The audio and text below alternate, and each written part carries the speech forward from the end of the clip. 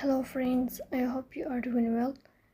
Today we will talk about how to fix or how to solve the problem of restricted accounts on the application of Chatbot AI Nova. You click on settings. Here we click on apps, default apps, app settings. In this list you will search for Chatbot AI Nova and you click here. Then we click on first stop and you click OK. Here you will enter to storage.